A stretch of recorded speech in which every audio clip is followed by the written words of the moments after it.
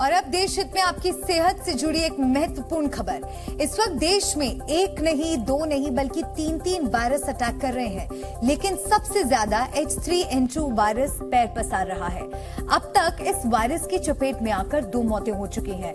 हमारे और आपके लिए इससे पहले कि ये वायरस नया संकट पैदा करे, हमें सावधान रहना जरूरी है। कितना खतरनाक है ये वायरस, कैसे इसको लेकर डॉक्टर लोगों को सावधान रहने की सलाह दे रहे हैं, देखिए ये खास रिपोर्ट।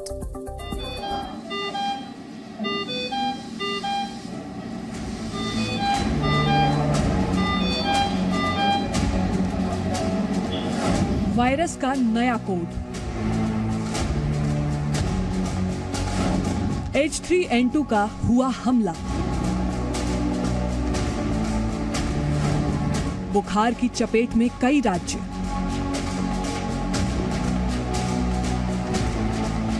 कोरोना के कहर से छुटकारा मिला तो अब H3N2 वायरस ने अपनी जड़ें जमाना शुरू कर दिया। यहाँ खौफ में आने की बजाय एक बार फिर संभलने की जरूरत है। दरअसल आजकल आपके आसपास कई लोग सर्दी, जुकाम, खांसी से परेशान हैं। देश के कई हिस्सों में ऐसे मामले लगातार सामने आ रहे हैं, जहां लोग ऐसे ही स्वास्थ्य समस्याओं से दो चार हो रहे हैं। आपको बता दें कि H3N2 वायरस के करीब 90 केस देश में आ चुके हैं और कर्नाटक में इस वायरस की चपेट में आकर पहली मौत भी हो चुकी है। वहीं H1N1 वायरस के कुल केस 8 हो चुके हैं। आपको बता दें कि H1N1 को स्वाइन फ्लू भी कहते हैं। आपको बता दें कि मेडिकल विशेषज्ञों को भी इन मामलों में बहुत सावधानी से फैसला लेना पड़ रहा है, क्योंकि इस वक्त 3 किस्म के वायरस एक जैसे लक्षणों के साथ हमलावर हो गए हैं। डॉक्टर ज्यादातर ऐसे मामलों की जड़ में इन्फ्लुएंजा वायरस H3N2 को बता रहे हैं। इसका मतलब इस वक्त सर्दी, जुकाम या बुखार के भी जो केस दर्ज किए जा रहे हैं वो H3N2 वायरस के लक्षण हो सकते हैं। मुश्किल ये भी है कि H3N2 इन्फ्लुएंजा वायरस लगातार म्यूटेट कर रहा है, जिसे डॉक्टर्स एंटीजेनिक ड्रिफ्ट कहते हैं। H3N2 is a type of an influenza virus which we see every year during this time of the year. But it is a virus which changes over time, it mutates over time, and it undergoes what we call an antigenic drift. That is, the virus changes to some extent. And we had a pandemic many years ago, which was H1N1. That virus is now, the circulating strain is H3N2, and therefore it is a normal influenza strain, but we are seeing more cases. H3N2 दरअसल एक virus है जिसके फैलने की वजहें वही हैं जो दूसरे किसी भी ऐसे वायरस के फैलने की होती हैं। इस तरह के फैलाव का सबसे खतरनाक स्वरूप कोविड के दौरान पूरी दुनिया में देखा जा चुका है। इसे पकड़ना आसान नहीं होता। H3N2 के लक्षण भी असल में फ्लू के लक्षण की तरह ही होते हैं, जैसे बुखार होना, गले में खराश होना, फिर सर्दी हो जाना, नाक से लगातार पानी आना, मांसपेशियों में दर्द होना और फिर थकान लगना। कुछ मरीजों को सीने में दर्द और डिहाइड्रेशन की भी शिकायत होती है। इसमें 100 डिग्री से ज्यादा बुखार हो जाता है, 4 से 5 दिनों तक खांसी या कुछ मामलों में महीने भर तक खांसी रहती है, या फिर बुखार ठीक हो जाता है लेकिन सूखी खांसी लगातार बनी रहती है।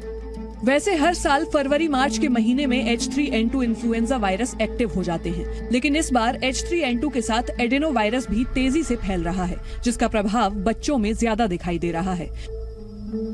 क्या ये वायरल फीवर जिन्हें हम अभी तक ये सोच रहे थे कि हल्के में निकल जाएंगे, ये जान भी ले सकते हैं? देखिए, इस वायरल जो H3N2 स्ट्रेन है, इसमें 2 बातें बहुत स्पेसिफिक है। पहला है जो पेशेंट एट रिस्क हैं, जैसे जो पेशेंट कार्डिक पेशेंट है या जो डायलिसिस पे पेशेंट है या जो कीमोथेरेपी पे पेशेंट है, उन पे ये जानलेवा हो सकता है। हमने जो पूरा 1 महीने का डाटा भी देखा है, आईसीयू में बहुत से एडमिशन जो कि इस वायरस के कारण बढ़ गए, जो दिक्कतें हुई उसके कारण हो रहे हैं। यानी हाँ, ये जानलेवा हो सकता है, बट अडल्ट में जो लोग एट रिस्क नहीं ना, उसमें इतनी दिक्कत नहीं ना। H3N2 वायरस बार बार म्यूटेट करता है, यानी अपना स्वरूप भी बदलता है, इसलिए इसका इलाज थोड़ा जटिल हो जाता है। अच्छी बात यह है कि H3N2 जैसे लक्षणों के खिलाफ वैक्सीन मौजूद है। हालांकि दवाइयों के इस्तेमाल को लेकर सावधानी बरतने की जरूरत है। ये भी जानना बेहद जरूरी है कि कौन लोग इसकी चपेट में आ रहे हैं। कमजोर या कम इम्यूनिटी वाले लोगों को ज्यादा सावधान रहने की जरूरत है। बच्चे और बुजुर्ग जल्द इसकी चपेट में आ रहे हैं। गर्भवती महिलाओं को खास ख्याल रखना होगा। दमा और लंग्स के इन्फेक्शन से जूझ रहे मरीजों को इससे बचना चाहिए। कोई दूसरी गंभीर बीमारी का इलाज करा रहे मरीज भी इन्फ्लुएंजा के इस वायरस से पीड़ित होने से बचें। साधारण फ्लू जैसे लक्षणों के साथ लोग अस्पताल पहुंच रहे हैं, लेकिन हफ्ते भर तक लोगों का बुखार उतरने का नाम नहीं ले रहा है। नॉर्मल खांसी हमें पहले भी होती थी, तो हार्डली 2 या 3 दिन में ठीक हो जाती थी।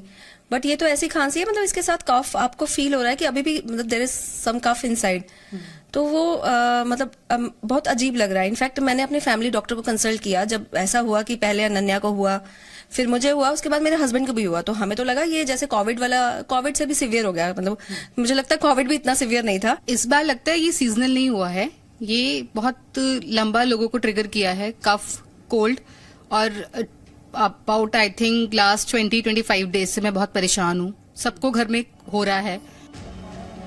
H3N2 वायरस के नए मामले किसी नई लहर से पहले का फेज हो सकते हैं।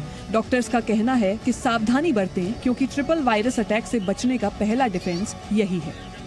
दरअसल इस वक्त जो जानकारियां सामने आ रही हैं, उसे देखते हुए H3N2 वायरस के खतरे की आशंका बढ़ गई है।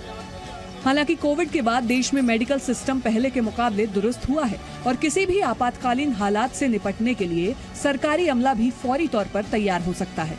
दरअसल भारत में 15 दिसंबर से बुखार के जो मामले सामने आए हैं, ICMR के मुताबिक उनमें 50% मामले में इन्फ्लुएंजा ए का सब टाइप H3N2 वायरस पाया गया है। अस्पताल में भर्ती मरीजों में 92% बुखार से पीड़ित हैं, 86% को खांसी, 27% को सांस की समस्या और 16% मरीज निमोनिया से पीड़ित हुए हैं। इनमें 10% मरीजों को ऑक्सीजन की जरूरत पड़ी है और 7% मरीज को ICU में भर्ती कराना पड़ा है। कोरोना का डर लोगों के दिमाग से अभी निकला नहीं है। ऐसे में किसी वायरस का नाम सुनते ही धड़कनें यूं ही बढ़ जाती हैं। लेकिन घबराना इलाज तो नहीं होता, बल्कि सावधान रहा जाए तो इन्फ्लुएंजा ए H3N2 भी आपका कुछ नहीं बिगाड़ सकता। ICMR ने आपके बचाव के लिए गाइडलाइंस जारी कर दिए हैं।